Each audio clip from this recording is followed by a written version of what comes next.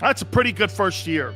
330 completions, 3365 in passing yards, 21 touchdown passes, 629 yards. Oh, and 6 TDs rushing too.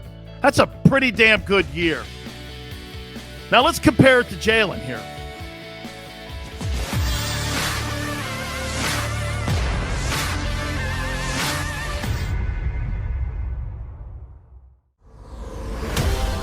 Friday. Welcome aboard. Here we are. Playoff Friday. No college football games. No shitty NBA games to worry about. These are some of the best weeks of football the entire year. The wild card, divisional, and conference championship. How many times do we see the Super Bowl turn out to be a dud? Eric's right, man. Finally Friday. Happy Friday, gents. We're finally here. It's playoff Friday. It's not just football Friday. It's playoff Friday. We're going to have some fun here, man. Absolutely. Hour 2, Tony Bruno will join us. We'll get his spin. Why are the Eagle fans the most dominant fans in Philadelphia over Flyers, Sixer, and Philly fans? What separates them? What's the big separation? Tony's been covering you guys for 50 years. We're going to talk to him in hour number 2. First hour's wide open. It's you and us. We're just going to sit here, and you and me are just going to go back and forth here. By the way, please, guys, hit the like button like you have. It's been a spectacular week this year. This week has been absolutely spectacular. You guys have been great. The shows have gone through the roof. You're killing it, and I appreciate it. Thank you so much, man. We're going to get to you guys here in a minute. Eric, I can't wait. People that are brand new to the show, if you don't know what to do, just sit back and watch some of these guys on Big Sales Army. They'll take care of you, show you how to operate it. By the way, nobody's panties or nobody gets butthurt here. It's all in good fun. We're talking about football. We're talking about sports. We leave the politics and all that other shit for all those other idiots out there. We don't really care. We are 70,000 people in a stadium worrying about one thing, winning on Sunday. I'll tell you something. I love our channel. I saw a really great debate today. And Barrett Brooks, of course, was the guy to bring it up. It was Donovan McNabb versus Jalen Hurts. And at first, you go like this because you know the book on Donovan. His book has been written. The final chapter of his career has been pretty much etched. You know what it is. You know who he is. So when you look at it, you look at all of those chapters and go, well, Donovan's a better quarterback. And you look at Jalen, you go, well, we have to put everything in perspective here. I'm just going to look at year 2. I'm looking at Jalen's first year as a starting quarterback in the NFL versus Donovan McNabb's first year as a starting quarterback in the NFL. I believe it was 2000 that McNabb had his true first start of a 16-game schedule. Let me ask you something about that 2000 Philadelphia Eagle team. How good was that Philadelphia Eagle team that went, you get the stats right, 11-5? How good was that Eagle team in 2000? My recollection from 30,000 feet was that they were a pretty good football team. Okay? That was a pretty good football team, right? Talent on both sides of the ball, constantly battling to go to the conference championship game. Them and the Buccaneers were kind of playing ping pong back and forth. Detroit was kind of in the conversation a little bit. Washington a little too. Okay? That was a good team, right? Jalen's first year obviously was this year, 2021, and he was 8-7-0. McNabb was 11-5. This is his first year starting. He threw the ball 569 times. Completed 330. That's a lot for a first-year true starter. 33-65. Now remember, 2,000 the game's a little different. Wide receivers are not going to have big mouths and the rules going across the middle. Okay? It's not like it is today, so it was a tougher league then.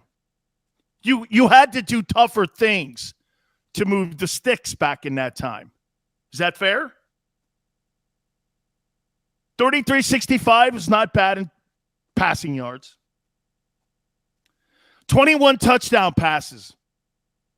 For that time, that's not bad. First year starting. Good point. Dante says, and Andy Reid. Got to add that into the configuration of this argument here. 13 picks. Here's something that shocked me. 58% completion percentage. Under 60%. Donovan in his first year. Now, he did throw the ball 569 times. It's a lot for a first-year starter. But 58%, not a high number. A lot of drops, overthrows. You want to be around 63, okay, where you're getting production. 86 carries for 629 yards. That's a pretty good first year. 330 completions, 33-65 in passing yards, 21 touchdown passes, 629 yards. Oh, and 6 TDs rushing too. That's a pretty damn good year. Now let's compare it to Jalen here. 8-7. 265 completions. Now, to be fair, it's almost 130 less attempts. Okay? It's almost percentage-wise in the same conversation. 31-44 in passing yards versus 33-65. You're in the room. 16 touchdown passes versus 9 picks. Like to have that number in the 20s. How about this? Jalen Hurts had a higher completion percentage in his first year starting than what McNabb did. Now, granted, throwing the ball more. 58% to 61.3% completion percentage, as I told you. Okay? You'd like to have that number around 63. Here's the great equalizer, though. 139 in carries for 784 yards and 10 touchdowns. So if you think about it, in the first year for Donovan McNabb, 6 rushing touchdowns, 21 passing touchdowns for 27 total touchdowns. That's pretty good for first year. 10 rushing touchdowns and 16 passing touchdowns, 26 touchdowns in his first year. One less.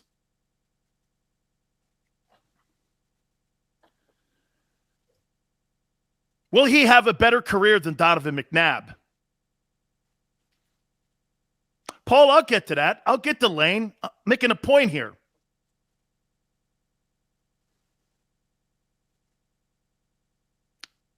Will he be a better quarterback than Donovan McNabb, Jalen Hurts? This week could tell us a lot, no? How about this? Will this weekend on Sunday, will it tell us a little bit more about his mettle compared to Donovan? What was the biggest criticism of Donovan McNabb? He shit the bed in big moments, right? Is that the tag that's on his career? Is that he shit the bed? Eric says too early to tell. Eric, I know. This is kind of what I do, Eric. I project. You know, I cover an athlete. Just like with Howie. Howie's projecting on numerous guys on his roster. At the end of this year, you're projecting on whether or not you think Devontae Smith is going to be a 1,300-yard receiver and a 100-catch guy. You're projecting that. That's what I'm doing here. I'm projecting here. Paul says 4 championship turds. Chris says 5 title games, 1 Super Bowl loss. Yes, McNabb underachieved. He was a first-rounder, correct, if I'm not mistaken. Donovan was a first-round draft choice out of Cuse, right?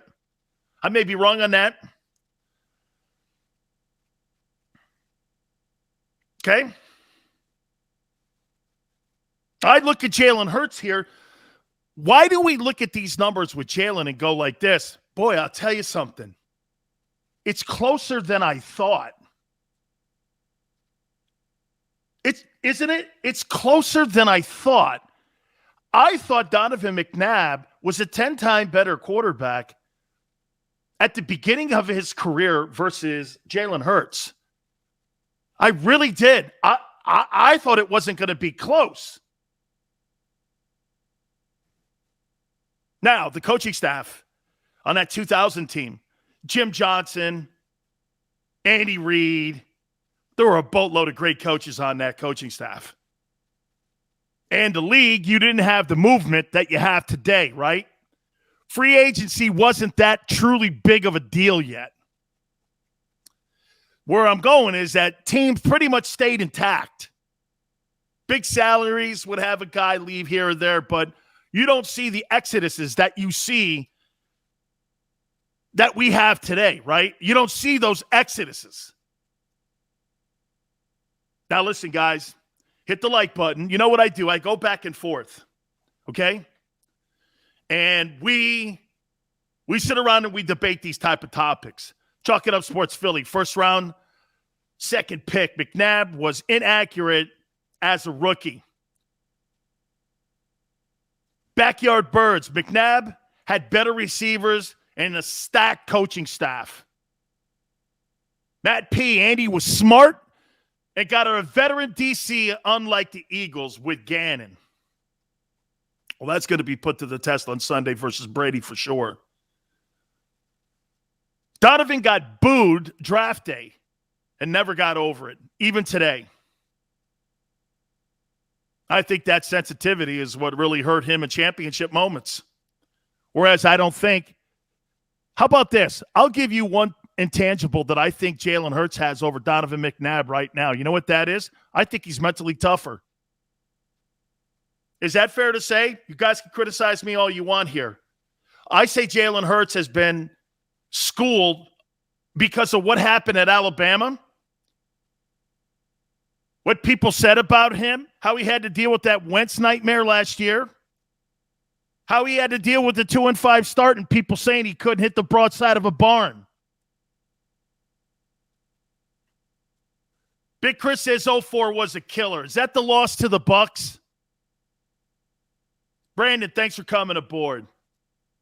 Backyard Birds, yes. He's definitely mentally tougher. McNabb soft in the head like Wentz. I think both of them, Eric. I think Donovan McNabb is weak.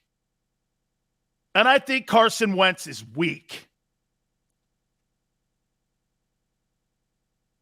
Akhtar says a lot of McNabb teammates didn't like him either. That's not the case. You heard Jay Glazer making that comment, okay, saying that everyone in that locker room loves him because that's what Lane told him. T.O. is a winner. McNabb is a choker, Paul says.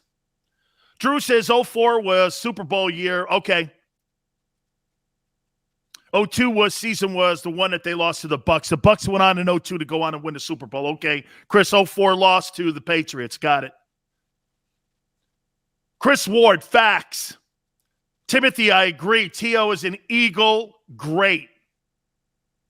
It's got to be his best stop. I think San Francisco was a really great start for him. Ian says, how do you think the weather will affect the game, positive or negative for the Birds?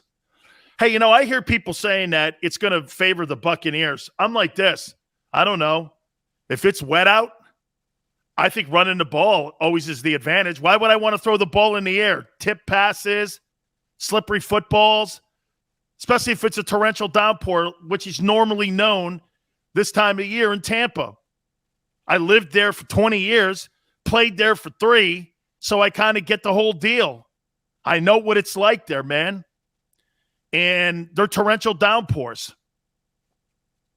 Don says McNabb deserves more respect. I think, hey, maybe it's me. Maybe you guys think I'm wrong here. But I think McNabb is revered as one of the greatest quarterbacks in Eagle history. No? Boozer says McNabb had a very good defense, and he still could not win the Super Bowl through 4 picks in the game. Somebody pull up T.O.'s 04 season and the playoff stats. Didn't T.O. miss the last couple games because of a leg injury, right? Chris Ward says, bullshit. Thank you. One of my favorite words. Eric says, yes. And Big Chris says, I rocked with Don even though he came up short. Matt P says, McNabb isn't loved. Jaws is still beloved. And Vic is more popular. I think it's McNabb's attitude. It's a little Carson Wentz-ish. I think he's his own worst enemy at times. McNabb should be working in the media, but because of his antics and at times judgment issues, it's kept him out of that room. Noodles, thanks for coming aboard. Okay? These stats are pretty close, though. Boozer says he's a crybaby. Aren't most quarterbacks, though? Don't they whine? Hey, the defensive guy talking about quarterbacks whining. I mean, hey, I do think they whine. He missed both playoff games and played in the Super Bowl with a rod in his leg. It was a great effort, man. It was Jack Youngblood-ish. Okay? It was Jack Youngblood stuff. I haven't seen Man in the Arena yet, Monkey Mind Bananas. I haven't seen that. Syracuse McNabb was great. He destroyed the Miami Hurricanes. McNabb cries too much about his own career not being and not meaning as much to us. Hey, man, you know what? You're not – hey, I know this. Just being around you guys, this is the one thing Philadelphia sports fan is never going to do to an athlete. And I'm going to be as simple as possible. You ready? Hey, Philly fans, how do you think my career was? Even if you're great, you know what they're going to do? You didn't win the big one. I was talking to Xander prior to going on the air here. Yeah, you know what he says? Hey, man, I don't care how great he thought he was. Did he ever hoist the Vince Lombardi trophy? That's a no. Did he ever put the George Halas trophy in the air? Yeah, once. Great. So we won second place. Congratulations. I'll pick up my participation medal over there, down there in South Philly. And you know where it is? It's in the trash can. Oh, yeah, it's in that trash can over there. That's where second place dudes finish. You're not going to do that in a city like that. Woe is me is not going to work. It works in snowflake cities like San Francisco. Some of them other bullshit places. Okay? Oh, well, he gave the good old college try. What? Bro, seriously. You know, hey, Olympic Games, I'm all right. If I tell my daughter this all the time, if you get to the podium, because that shit's traditionally politics, that's a good thing. But when you're in a scoreboard game and it's winner or loser and you're keeping score and there's no politics, bro, ain't no participation medals in that shit. If there's a judge, I'm all right with 1, 2, 3. If it's a scoreboard and that's the only judge, there ain't no participation medals in that stuff. Okay? Participation medals. Yeah, okay, guy. Congratulations. Your highest finish was second. See? And watch this. I like his career, McNabb's. But it even rubs me the wrong way when you're asking me to give gratuitous backslaps to you. Hey, great job for coming in second. Dropping that conference championship game to the Bucks. You know the Buccaneers, I covered that team, the 0-2 team. that you guys got beat by the Bucs? Do you know the Buccaneers, when they went up, I remember covering, I was talking to those dudes. And I was talking to Simeon Rice. You know what they were saying? We got to get over the Eagles, man. Got to get over the hump. Because remember, it was St. Louis at the time. It was Philly. It was the Bucs. All in the NFC, it was like that kind of little triangle. Detroit was kind of decent too. I think they got to a conference championship game against Washington. The Mark Rippon year. I forget what that year was. But they went up, and when they won that conference title game against the Eagles, and then the Bucs went on to beat the Raiders in the Super Bowl, their big game that year was against Philly. That was, okay. Came back, I remember, man. Everybody at the airport, you know what they were saying? Oh, my God. That's crazy. That's crazy great. That was 92. Will, thanks, man. A little off the mark there with the Rippon. I could have swore that it was a conference championship game that Detroit got to under the Wayne Fontes year. I forget what year that was, that they got to a conference championship. W2 says that was a team letdown. McNabb was on that team. Joe Jurevicius was great. Joe Jurevicius. Why do I think Penn State? Am I right when I say that? Joe Jurevicius, Penn State. Does that sound right? W2 says can't blame McNabb for a team letdown. Wait a minute. W2. Remember something, though. The quarterback does get the blame. Goes with the position. He gets the acclaim, and he gets the fame. But he also gets the heat. Big heat. Matt P. says the Eagles went to 4 straight NFC Conference Championship games. Lost 3 of them. McNabb and Reid choked in big games. Mahomes saved Reid's career. Matt, wouldn't you think this, though? Wouldn't you think that Andy Reid maybe learned from those losses in Philadelphia? And was it going to do the same mistakes that possibly he made in Philly? And he's pushed it on to Patrick Mahomes now? You can learn from mistakes. Reid looks like a better coach today than he did in Philadelphia. He looks like a better coach. Okay? He's constantly schooling this kid, Patrick Mahomes. Whereas I wonder if Donovan really ever bought in to all of the things that Andy Reid was teaching him.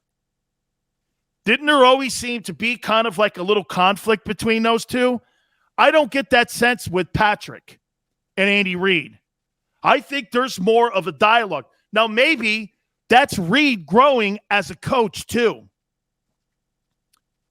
Am I right when I say that? I mean, there just seemed to be a little more of a disconnect between the head coach, Andy Reid, and Donovan. Like a trust issue. Looks to me like maybe Reid has grown more from that relationship. And by the way, for the record, anytime I hear Andy talking about McNabb, he talks with great reverence about the guy. I never hear him talking shit on Donovan McNabb. I never hear that. He'll throw more shade on T.O. than he will McNabb. But now he's a better coach.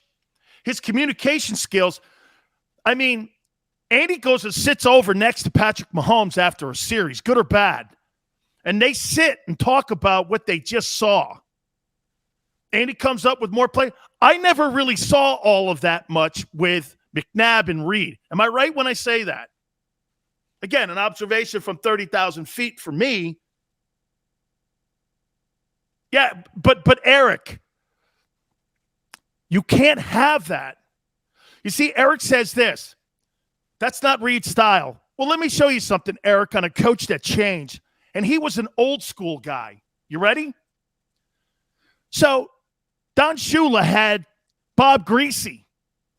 They won those 3 conference title games and 2 Super Bowls, and one of them was undefeated. They ran it with running the ball. They threw the ball like 12, 13 times.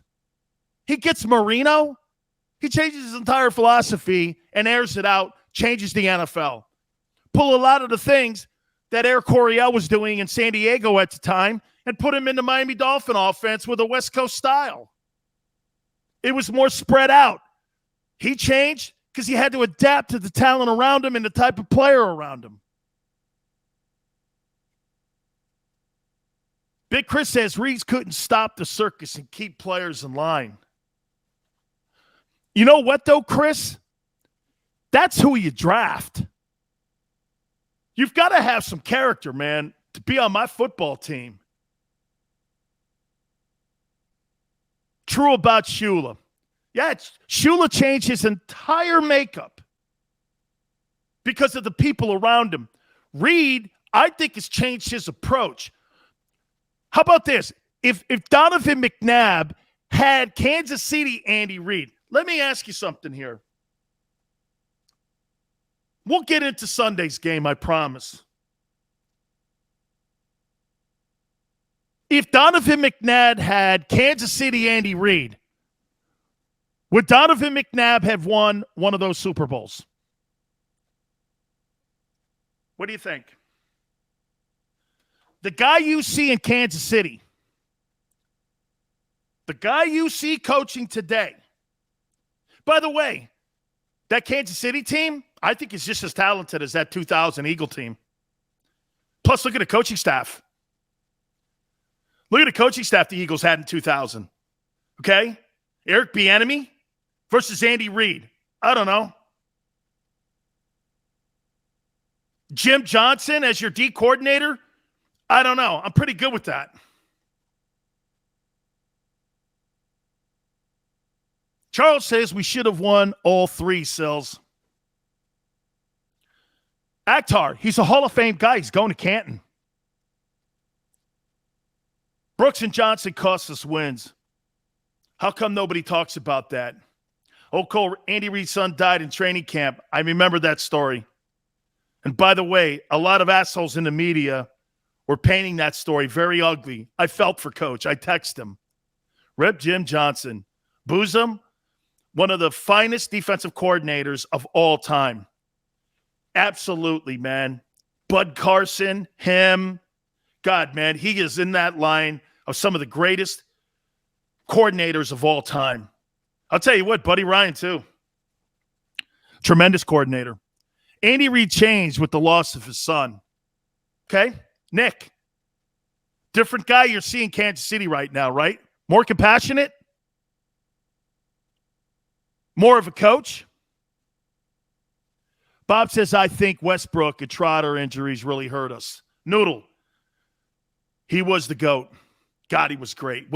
Him and Monty Kiffin really ran the NFL at that time as a defensive coordinating head coach. Buddy was incredibly tough. Man, that Bears defense was the only way. You know why nobody's ever duplicated the Bear defense? Because you have to have exceptional ends. You have to have a Richard Dent. You have to have a Mike Singletary in the middle.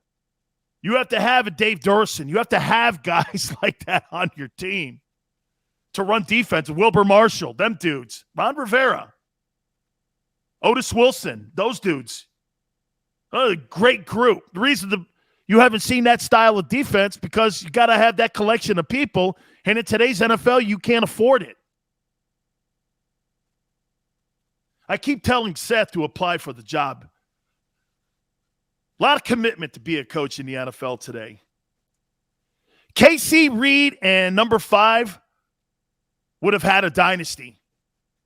So the Kansas... Okay, guys. I'm working on him, Timothy. Hey, it took me 5 years to get Jay Glazer. It took me 10 years to get David Hill.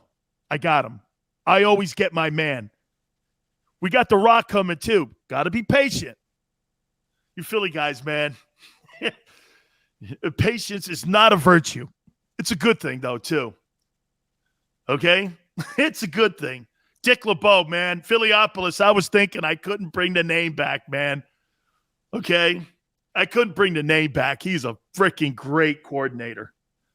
He's a great coordinator. I would love to hear from McNabb, too. But again, he's very prickly with the media. I don't blame him. You know, when a guy's not very friendly with the media, a lot of people talk shit on Donovan. You know, he holds grudges. Can you imagine if A-Rod held grudges? You know the reason A-Rod is working in baseball at ESPN and doing that other stuff? Is because he's not holding grudges and how they treated him. Okay? That's why he's got a big gig. Dom Capers, another guy, man. Fantastic coach. Fantastic. Yeah, he was on ESPN, Samuel, then something happened.